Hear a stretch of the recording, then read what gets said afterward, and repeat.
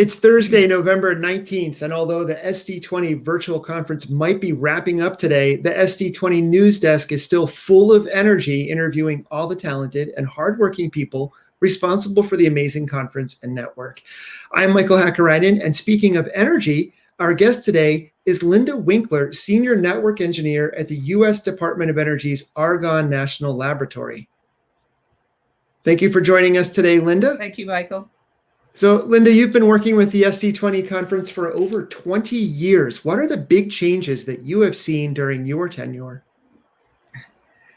Well, that's a good question. My first experience with SC goes back to 1995 when I was asked to help build a network for a very specialized project that year. And so I had a very specific focus for that 1 year to do a very specific project, which was a very large scale project, networking project.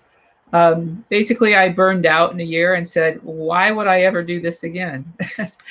And so my participation that year was very focused on getting a bunch of applications working in the wide area network. And this was in San Diego at 495. What it proved, though, was that there was this collaborative activity that goes on at SC that has persisted for the 20 plus years that I've been involved. And it certainly goes back to its early days, where people love the challenge of getting together and doing something unprecedented once a year. And that's a driving force, I think, for not only the participants in the conference, but even the organizers of the conference. It's a once a year challenge to try and take it up a notch and see what we can do that much better. You just described 25 years of experience in the industry and with the conference. And so I'm wondering, how has the involvement and the engagement of women changed in that time? Well, it's certainly changed dramatically and it continues to evolve. I think we're making good strides. We're nowhere near where I'd like to see us be, but at least we're to a point where I'm no longer one of the only woman in the room. But I think certainly in the last 10 years, things have gotten significantly better and they continue to improve. We've made some changes how the committee organizes and making opportunities for women more obvious from an organizational standpoint.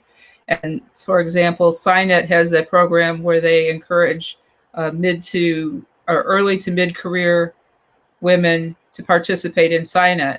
And that it gives them an educational opportunity, a professional development opportunity that would not have otherwise been possible for them likely. So we address it in many different ways, and I think we have to continue to realize it's a work in progress. You just mentioned early career, women in the early part of their careers. What advice would you have for students and people in the early part of their careers that are participating in the conference this year? To explore new areas. I think that's one of the fantastic opportunities of being able to come to a conference of this size, of this magnitude, is that there are so many different things going on. Don't limit yourself to the areas you already know. There's plenty of opportunity to explore new technologies or new applications of your existing skill base that you may not be aware of. So excellent advice. Would you have the same advice for seasoned professionals or longtime attendees of the conference this year?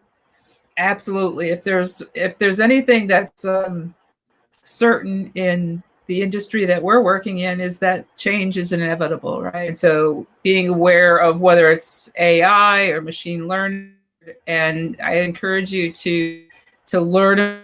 And I think SC is a good opportunity for entry-level people to get to understand what these basic technologies could mean to their futures.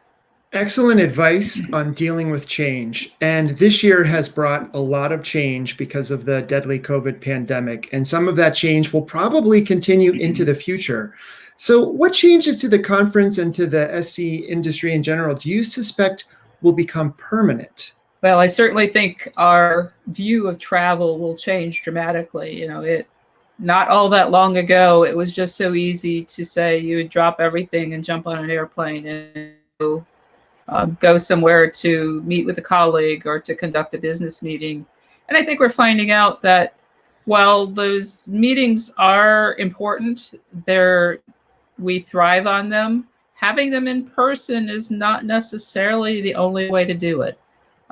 Yeah, we were all very challenged when this started, and finding that Zoom meetings are not quite as personal as we would like them to be. But we've also found opportunities to make them more personal and to understand how to collaborate in a distributed environment. So I think that's going to continue. That I think travel will hopefully get easier, but I don't think it will be as abrupt as it has been in our past. Well, you brought up the importance of personal connections and collaboration. So let me ask you, is there anybody you would like to give a public thank you, a kudos, or a shout out to? Well, I think this year's SC General Chair deserves a huge round of applause for pulling together a awesome conference.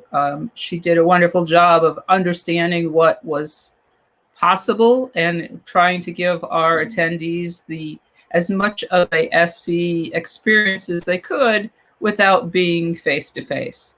And doing that with new technology and doing it in really under, when did we decide? Under 6 months? I think it was only July when the decision was made that virtual was the only way this could be happening. And so to take an organization of over 500 people and suddenly change course and saying, we have to go this way now, and do things a little differently. And I think the end result turned out very, very good, considering that nobody really knew what to expect. I think the community expected a very good product from the planning committee. And I think we did a very good job of pulling off something that nobody knew what it was going to look like when we started down this road. But we wanted to make sure our attendees felt connected to the process and got a quality program that they're used to seeing produced by the SCXY committee. So I think we did an awesome job. Definitely an awesome job, a fantastic conference, and an amazing demonstration of what you can do when forced with new challenges and make changes. Thanksgiving is right around the corner, so let me say that everyone at SC20 News Desk is thankful to you, Linda, not just for your time today, but for your talent, your hard work, and all the support that you've given to this conference and this industry. Thank you so much for joining us today and sharing with us.